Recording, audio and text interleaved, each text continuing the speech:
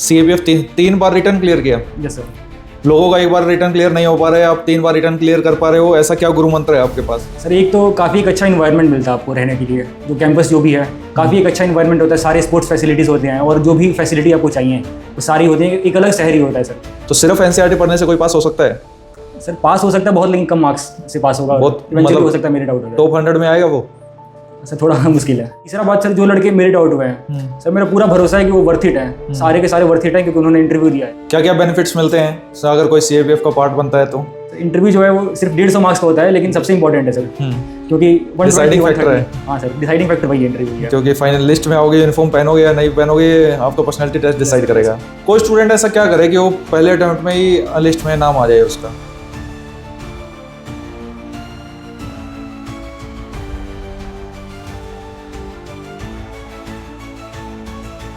जय हिंद everyone, welcome back to AVKS academy. Naveen नवीन शोगन एक बार फिर से स्वागत करता हूँ एवीकेएस इस प्लेटफॉर्म पे। जैसा कि आपको पता है, we have started an initiative for the topper talks CAPF AC, और आज हमारे साथ हैं अभिषेक कुमार यादव, जिन्होंने सिक्योर किया है ऑल इंडिया रैंक 68, और काफ़ी इंटरेस्टिंग जर्नी रही है इनकी। 7 साल की जर्नी है एनडीए टाइम से। एनडीए क्लियर किया 4 बार, सीडीएस क्लियर किया 8 बार, एफकैट क्लियर किया 3 बार, और सीएपीएफ में तीसरा अटैम्प्ट था। लास्ट 2 अटैम्प्ट्स में मेरिट आउट हुए। और अगर आप मुझसे पूछोगे कि डिसिप्लिन, परसिवरेंस या डिटर्मिनेशन, इनका कोई एग्जांपल है क्या? आंसर है yes. Abhishek Kumar Yadav is the example of these 3 words. तो चलिए चीज़ों को स्टार्ट करते हैं। आई होप ये कन्वर्सेशन काफ़ी इंटरेस्टिंग रहने वाली है और आप लोग बहुत कुछ चीज़ें सीखेंगे। अभिषेक, अपने बारे में कुछ बताइए कि आपने कहाँ से अपनी पढ़ाई की, आप कहाँ से बिलोंग करते हैं, आपका फैमिली बैकग्राउंड क्या है, क्योंकि लोग आपसे ही ज़्यादा जानना चाहेंगे। हाँ सर, मैं बलिया यूपी का रहने वाला हूँ। तो मैंने अपना जो ग्रेजुएशन है इग्नू से किया था हिस्ट्री में 2021 में। सर ये मेरा 3rd अटैम्प्ट था और ये तीसरा इंटरव्यू भी था। और जैसे कि आपने बताया, काफ़ी एक लंबा जर्नी रहा है, एनडीए, सीडीएस, एफकैट और अभी ये सीएपीएफ। और मेरे पापा सर बीएसएफ में हैं, और मेरे फैमिली में मेरे पापा, मम्मी और मेरा छोटा भाई। ओके, काफ़ी जर्नी के बारे में बात करते हैं।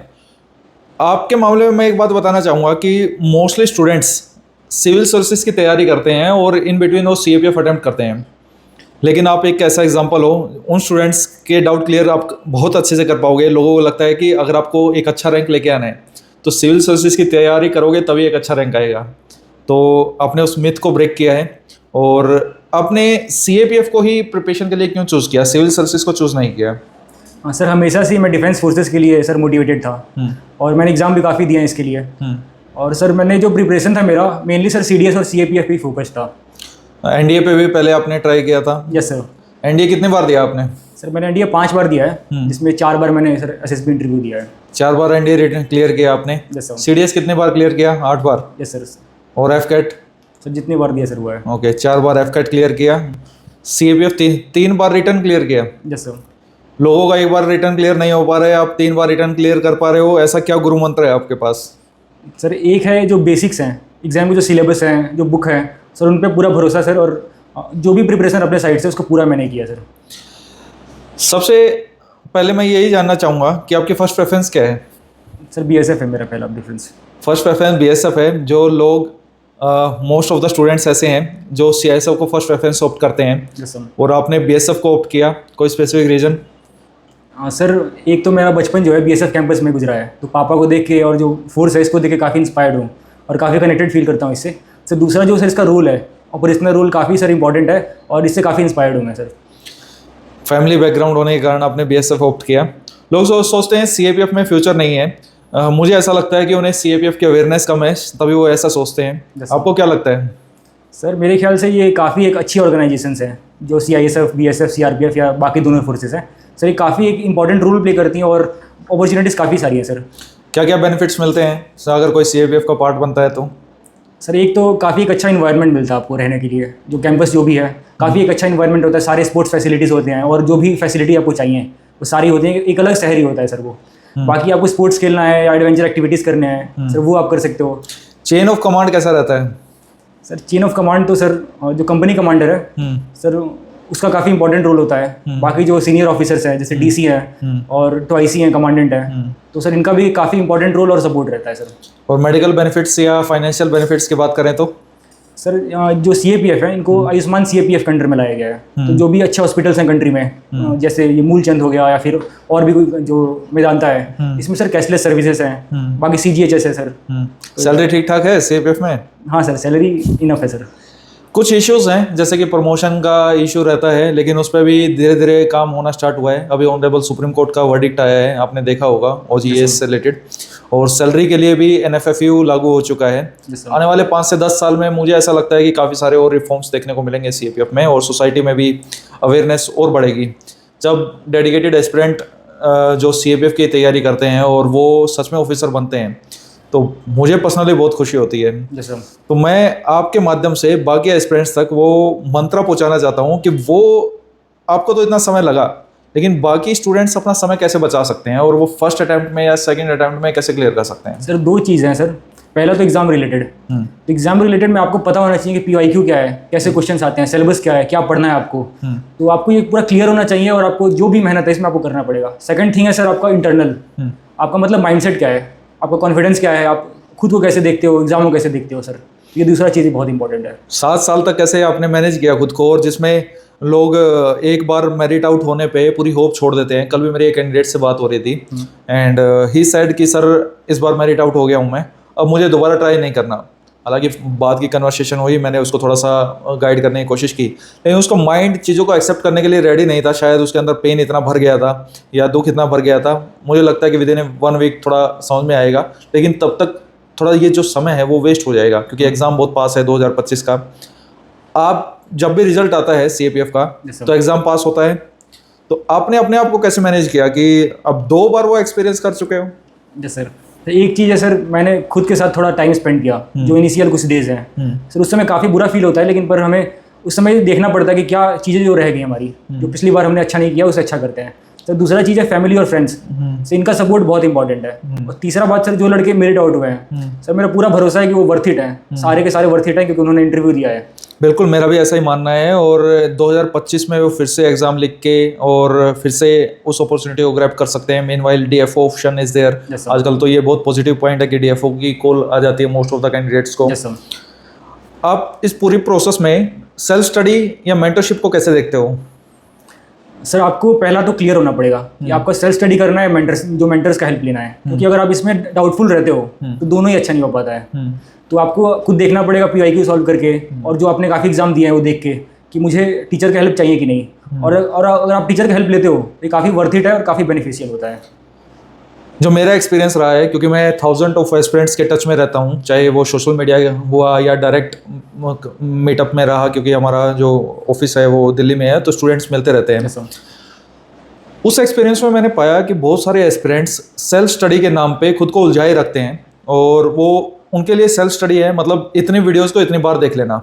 क्या ये सेल्फ स्टडी है?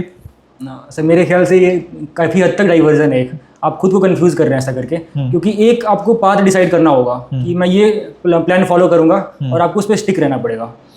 और कई बार कैंडिडेट की भी गलती नहीं होती। हम सिविल सर्विसेज में भी देखते हैं, CAPF में भी देखते हैं। सपोज वो किसी टॉपर से बात करता है, वो उसको एक पाथ बताता है, नेक्स्ट टॉपर से बात करता है वो कुछ और पाथ बताता है, थर्ड टॉपर से बात करता है वो कुछ और बात बताता है, और फोर्थ टॉपर से फिर ऐसे ही मल्टीपल ऑप्शंस वो होते हैं। और हो सकता है कि इस पूरी प्रोसेस में टीचर कुछ और ही बोल रहा हो, तो स्टूडेंट का माइंड कहीं ना कहीं कंफ्यूज हो जाता है कि उसको फॉलो कौन सा करना चाहिए। सर ऐसे में मैं मानता हूँ कि टॉपर्स एक बहुत इंपॉर्टेंट रोल प्ले करते हैं, क्योंकि उन्होंने तुरंत एग्जाम दिया होता है। लेकिन एट द सेम टाइम जो टीचर है सर 10-12 साल से सेम चीज़ कर रहे हैं, तो उनका जो अप्रोच है वो काफ़ी मल्टी डायमेंशनल होता है, तो उसका बेनिफिट काफ़ी होता है स्टूडेंट्स को। सर तो टीचर को फॉलो करना चाहिए, टॉपर्स को फॉलो करना चाहिए? सर आपको दोनों को फॉलो करना चाहिए। डायलेमा है इस क्वेश्चन में, मैं समझ रहा हूँ, लेकिन मैं सच में जानना चाहता हूँ आपसे कि आपका ओपिनियन क्या है, क्योंकि it's all about opinion. Of course जो स्टूडेंट्स को फॉलो करना है वो करेगा। आपका ओपिनियन क्या है इसमें? सर मेरा ओपिनियन है कि आपको दोनों को साथ लेके चलना पड़ेगा, क्योंकि टीचर्स एक्सपर्ट हैं इस चीज़ को लेके। वो काफ़ी समय से इस एग्जाम को फॉलो कर रहे हैं, अलग अलग स्टूडेंट्स बात कर रहे हैं, तो उन्हें पता है कि क्या हम कैसे गाइड कर सकते हैं। एट द सेम टाइम जो टॉपर्स हैं वो भी तुरंत एग्जाम दिए होते हैं, उन्हें करंट ट्रेंड पता होता है, तो और अपना पर्सनल वो बताते हैं। अच्छा, कई बार मैं देखता हूँ कि जब जैसे ही रिजल्ट आया तो या अपनी अपनी स्ट्रेटजी शेयर करते हैं वो सारे टॉपर्स, मैं 2 चीज़ें उसमें पाता हूँ कि एक लैक ऑफ इन्फॉर्मेशन और एक over information. Yes, sir. Lack of information में मुझे ऐसा लगता है, ये मेरा पर्सनल ओपिनियन है, कि कई बार टॉपर बोल देता है मैंने सिर्फ एनसीईआरटी पढ़ी और मेरा एग्जाम निकल गया। आप इस बात से कितना सहमत हैं? सर जो मेरा अप्रोच रहा है उसमें एनसीईआरटी और स्टैंडर्ड बुक्स प्लस जो पीवाईक्यूज हैं सर, इसका रोल काफ़ी इंपॉर्टेंट रहा है सर। तो सिर्फ एनसीईआरटी पढ़ने से कोई पास हो सकता है? सर पास हो सकता है बहुत, लेकिन कम मार्क्स से पास होगा, बहुत इवेंचुअली हो सकता है मेरे डाउट हो जाए। टॉप 100 में आएगा वो? सर थोड़ा मुश्किल है। आपको ऐसा लगता है मुश्किल है? ओके, मतलब एडवांस मटेरियल आपको पढ़ना पड़ेगा। वी कैन से दैट कि क्या हम ये कंक्लूड कर सकते हैं कि NCERTs are important but they are not enough? Yes sir. Okay, एक स्टूडेंट को ये भी डाउट रहता है कि क्या उसको कोई टेस्ट प्रैक्टिस करने चाहिए, और प्रैक्टिस करने चाहिए तो उसकी लिमिट क्या होनी चाहिए? क्योंकि बहुत बार स्टूडेंट्स में देखता हूँ 10,000 क्वेश्चन प्रैक्टिस कर रहा है, कोई ऐसी बुक खरीद के बैठा है, कोई 5,000 क्वेश्चन प्रैक्टिस कर रहा है। नंबर ऑफ क्वेश्चंस ज़्यादा मैटर करते हैं या कुछ लिमिटेड क्वेश्चंस उठाएं, उनको मल्टीपल टाइम्स प्रैक्टिस करना ज़्यादा इंपॉर्टेंट है? सर इसमें पहला चीज़ तो पीवाईक्यू है। जो यूपीएससी है वो ट्रेंड फॉलो करती है। जैसे जो डिफेंस एग्जाम्स है, एनडीए, सीडीएस या जो सीएपीएफ है, तो एक पर्टिकुलर ट्रेंड फॉलो होता है। There is a themes, we can say there are themes in the paper one also. Yes sir. Paper one में कुछ इंपॉर्टेंट थीम्स हैं या इंपॉर्टेंट टॉपिक्स हैं जो रिपीटेटिव नेचर के हैं। Yes sir. ओके, और तो आपको थीम पता होना चाहिए क्या थीम है, तो उसके हिसाब से जो मटेरियल्स हैं, पीवाईक्यूज हैं, टेस्ट सीरीज हैं, आपको वो सॉल्व करना चाहिए। ओके, तो कितने टेस्ट लगाने चाहिए, ऐसा कुछ बता सकते हो? सर वो तो इंडिविजुअल पे डिपेंड करता है, और आप टेस्ट जितना देंगे उतना बेनिफिट। क्या 10,000 क्वेश्चन वर्थ इट है? सर हाँ, मेरे लिए तो नहीं है सर। याद नहीं रहता है इतना, मतलब अगर मान लो वो सिंपल सी बात है कि एक चीज़ आपने मल्टीपल टाइम्स प्रैक्टिस की है तो तभी तो याद रहेगा। अगर याद ही नहीं रहेगा तो फिर फायदा क्या है उस चीज़ में? जैसे आपने ऐसा क्या किया कि हर बार रिटर्न क्लियर होता रहा? आपको पता था कि जब आप एग्जाम लिख रहे हैं रिटर्न क्लियर हो जाएगा? सर ये सीडीएस और सीएपीएफ में सर मैं काफ़ी कॉन्फिडेंट था, क्योंकि सर मुझे अपना जो बेसिक जो भी है सब्जेक्ट उस पर सर भरोसा था कि मैं अगर अच्छे से करता हूँ तो हो जाएगा सर। कोई ये पर्सन ये कैसे आइडेंटिफाई करे कि उसके पास रिसोर्सेज हैं वो इनफ रिसोर्सेज हैं? सर क्वेश्चन सॉल्व करके, जो पीवाईक्यूज हैं आप उसे सॉल्व करते हो सकता है आप पूरा सही ना कर पाओ, लेकिन आपको पता चल जाता है कि ये इस बुक से है, मेरे बुक से है, मैं इसे कर सकता हूँ और रिवाइज। लेकिन वो तो बुक पढ़ने के बाद ही पता लगेगा ना। अगर मान लो कोई फ्रेशर है तो वो कैसे आइडेंटिफाई करेगा? उसे एनालाइज करना पड़ेगा, और जो टीचर्स हैं या फिर जो टॉपर्स हैं उनसे हेल्प लेनी पड़ेगी। बहुत बच्चे रिलेक्टेंट रहते हैं दूसरों से हेल्प लेने में, और कई बार जब वो हेल्प लेने आते हैं तो कभी कभी बहुत देर हो जाती है। तो मैं इसलिए इन सब चीज़ों के बारे में बात करता हूँ जो अभी है। 2025 के कैंडिडेट्स को अगर कोई मैसेज देना चाहते हो तो क्या मैसेज दोगे? सर एग्जाम काफ़ी पास है, 1 महीने के आसपास बचे हैं, और मुझे पूरा भरोसा है जो लड़के देख रहे हैं वीडियो उन्होंने तैयारी की अच्छा। ये लास्ट समय आपको पूरा फोकस करना पड़ेगा इसमें, अपना रिवाइज करना पड़ेगा जो भी मटेरियल है, टेस्ट सीरीज देना पड़ेगा, और मोस्ट इंपॉर्टेंटली आपको कॉन्फिडेंट रहना पड़ेगा इसमें। कॉन्फिडेंस के कितने नंबर हैं? सर काफ़ी इंपॉर्टेंट रोल है सर। पूरी प्रोसेस में किसको सही समझते हैं, पेपर 1, पेपर 2 या इंटरव्यू? क्योंकि मार्क्स तो इनके ही काउंट होते हैं। सर पेपर 1 का सर में काफ़ी मेरा थोड़ा ठीक रहता है वो, लेकिन पेपर 2 भी जो है उसको नेगलेक्ट नहीं कर सकते हैं, क्योंकि जो थीम है उसका, जो क्वेश्चंस हैं वो सिमिलर टाइप के रहते हैं हर साल, और अगर कोई भी स्टूडेंट उस पर फोकस करता है तो वो काफ़ी एक अच्छा मार्क्स ला सकता है उसमें। और what about the interview process? Sir interview जो है वो सिर्फ 150 मार्क्स का होता है, लेकिन सबसे इंपॉर्टेंट है सर, क्योंकि डिसाइडिंग फैक्टर है। हाँ सर, डिसाइडिंग फैक्टर वही है इंटरव्यू है, क्योंकि फाइनल लिस्ट में आओगे, यूनिफॉर्म पहनोगे या नहीं पहनोगे, आपका पर्सनालिटी टेस्ट डिसाइड करेगा, पैनल डिसाइड करता है, क्योंकि जो मार्क्स की वेरिएशन है वो ह्यूज है। Yes sir. ओके, पेपर 2 में लास्ट में वो कैसे प्रैक्टिस करें? क्योंकि बहुत बच्चे ऐसे होते हैं पेपर ही नहीं कंप्लीट कर पाते, टाइम मैनेजमेंट में एक दिक्कत आती है। आपने कर लिया था कंप्लीट? यस सर, मैंने कर लिया था। और बाकी फिर बच्चे कैसे कंप्लीट करें? सर प्रैक्टिस बहुत इंपॉर्टेंट है, क्योंकि जब मैंने पहली बार पेपर लिखा था, दूसरी बार भी, तो मैंने मतलब टाइम पे कंप्लीट नहीं कर पाया था मैं, तो फिर मैं लगातार प्रैक्टिस करता गया, और मैंने टाइम एक्सेट कर लिया कि जैसे ऐसे है तो मुझे 20 मिनट या 18 मिनट के अंडर में करना है, तो ऐसे आपको खुद अपना टाइम डिसाइड करना होगा और उसे बांटना पड़ेगा, और प्रैक्टिस सबसे इंपॉर्टेंट है सर। अब मुझे ये बताइए कि जैसे आजकल एक सिविल सर्विसेज के कारण ये इशू चल रहा है कि टॉपर्स कहीं ना कहीं अपने आप को सुपर ह्यूमन भी शो करते हैं कि we are the super human and we have some powers. हमने ये भी पढ़ लिया, हमने वो भी पढ़ लिया, विद इन 3 मंथ्स हमने ये सब कुछ कर लिया। आपको क्या लगता है कि जो एक नॉर्मल ग्रेजुएशन किसी भी बैकग्राउंड से किसी कैंडिडेट ने की है और कोई एक टॉपर है, उन दोनों में क्या डिफरेंस होता है?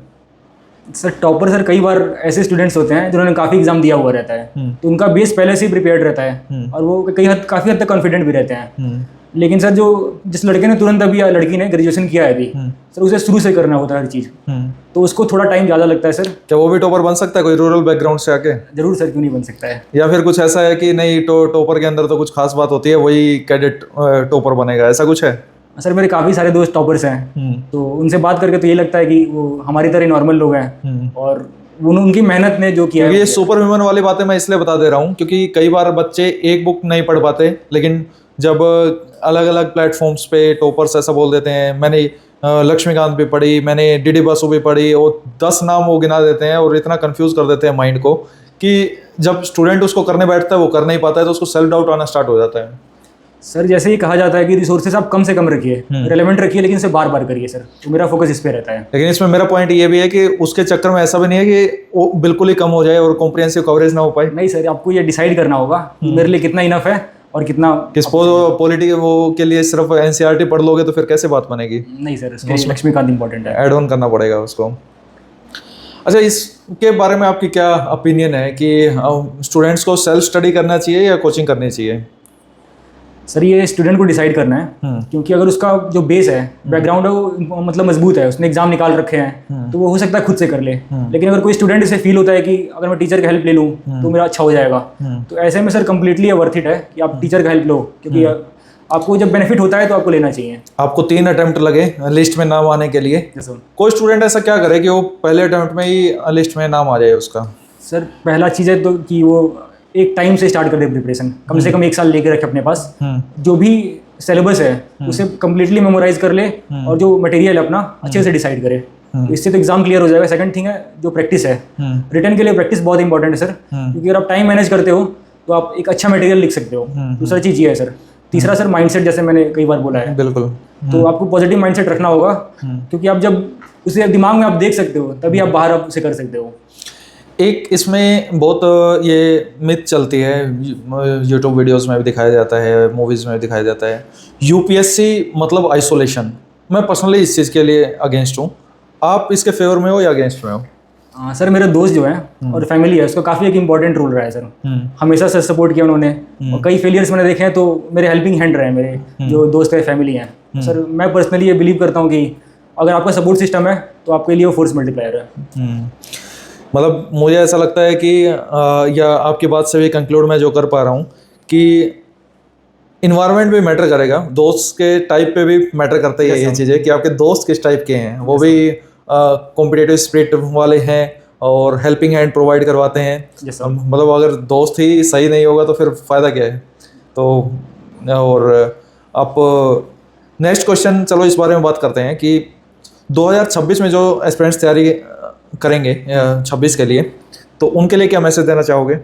सर उनके लिए पहला है कि आप पहले जब टाइम आपके पास है तो इसको कम्प्लीटली यूटिलाइज करिए, क्योंकि शुरू का जो 4-5 महीना है आप कम्प्लीटली स्ट्रेस फ्री रहते हो, आप कई सारी चीज़ें देख सकते हो, समझ सकते हो। इसमें आप अपना एक प्लान तैयार कर लीजिए कि मैं ये प्लान फॉलो करूँगा, और उस पर स्टिक रहिए आप। अच्छा, कई बार हम ये प्लान बनाते हैं जैसे 300 डेज प्लान, 200 डेज प्लान, ये कितना वर्थ इट है ऐसे प्लानिंग करना? सर मैं पर्सनली तो सब्जेक्ट वाइज प्लानिंग करता था कि 1 महीने में करना है, 2 महीने में करना है, जितना भी है इस टाइम में इसको करके मैं एक बार जो पेपर है उसको देखूंगा और उसको अच्छे से रिवाइज करूंगा। एक कई बार स्टूडेंट्स को मेंटोर चूज करने में भी दिक्कत आती है कि वो किस पे बिलीव करे, किस पे नहीं बिलीव करे। आजकल जैसे मान लो एक ट्रेंड चला हुआ है कि जैसे ही कोई पर्सन एग्ज़ाम निकालता है, किसी भी तरीके का एग्ज़ाम निकालता है, वो टीचिंग के फील्ड में एंटर करना स्टार्ट कर देता है और वो टीचर बन जाता है। तो या एग्जिस्टिंग जो टीचर्स हैं उनमें से किसको चूज करे वो? सर एक स्टूडेंट को थोड़ा रिसर्च करना पड़ेगा। आजकल सोशल मीडिया पर काफ़ी इन्फॉर्मेशन है, तो आपको देखना पड़ेगा जो टीचर का जो टीचिंग मेथडोलॉजी है आपको पसंद आ रहा है कि नहीं, पहला बात ये है। दूसरा, जो लोगों को ऐसा लगता है कि अगर किसी पर्सन ने एग्जाम निकाल लिया, हम उससे बात करेंगे तो हमारा एग्जाम भी निकल जाएगा, या हम इससे पढ़ेंगे तो हमारा एग्जाम भी निकल जाएगा। सर आप डेफिनेटली मोटिवेट होते हो इससे, लेकिन आपको एक एक्सपर्ट का सलाह चाहिए होता है कोई भी एग्जाम निकालने के लिए, तो उसका गाइडेंस बहुत इंपॉर्टेंट है। अभी बहुत सारे लोग जो अभी मेरिट आउट हुए हैं या उन्होंने अलग अलग लेवल पे कोई ना कोई फेलियर फेस किया है या सेटबैक उनको लगा है, this is the right word, तो ऐसे स्टूडेंट्स को क्या मैसेज देना चाहोगे अपनी पूरी जर्नी से? सर एक तो है कि आपको विल पावर आपका हमेशा ऊपर रखना पड़ता है। एक बार आपने जो डिसाइड कर लिया करना है, मतलब करना है उसे। दूसरा, आपको पॉजिटिव रहना है, कुछ भी करके भले ही आपके साथ कितना भी नेगेटिव हो रहा है, कुछ ना कुछ पॉजिटिव ढूंढना पड़ता है आपको, तभी आप थोड़ा अपने गोल्स के पास पहुँचते हो। चलो, बहुत अच्छा लगा आपसे बातें करके। आई होप लोगों ने बहुत कुछ सीखा होगा इस पूरी कन्वर्सेशन से। हो सकता है आप लोगों के कोई और भी डाउट हो तो आप कमेंट सेक्शन में हमको बता सकते हैं, हम नेक्स्ट फर्दर वीडियोस में उन डाउट्स को क्लियर कर देंगे। इसके अलावा ये सीरीज़ आपको कैसी लगी तो ये भी आप कमेंट सेक्शन में अपना फीडबैक बता सकते हैं। मिलते हैं नेक्स्ट वीडियो में। जय हिंद।